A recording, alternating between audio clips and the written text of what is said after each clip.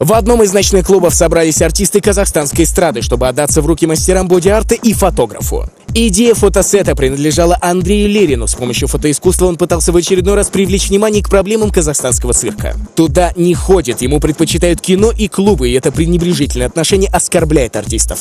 В основном собрались друзья Мурата Мутурганова, чтобы поддержать друга в его нелегком промо-бенефиса. В казахстанском цирке не все так хорошо, как хотелось бы, поэтому, чтобы в очередной раз привлечь внимание аудитории, поэтому клоуны грустные. Позвали на самом деле очень многих, посмотрим, кто приедет, посмотрим, кто реально болеет за казахстанский цирк, за этот вид искусства. После выбора образа и пары взмахов кисточкой звезды шли на ковер, то есть на съемочную площадку, где вживались в новый образ. Они признаются, что таких фотографий в их портфолио еще не было. До этого мне так особо не доводилось этим заниматься, прям так вот. Но очень интересно. Почти впервые пробую. Сам плачу, потому что я долго искал свой образ, свой стиль.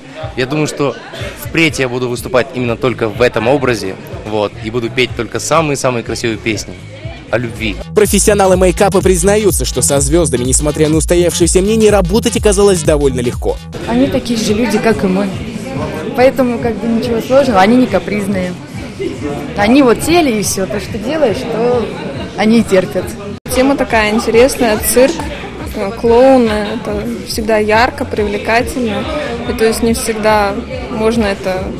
то есть это не очень популярно рисовать на каких-то обычных праздниках, а это очень так интересно. Звезды же принимали все бонусы от наличия боди-арта и удивлялись, какие же чудеса могут твориться, когда на лице человека миллиметровая, но маска.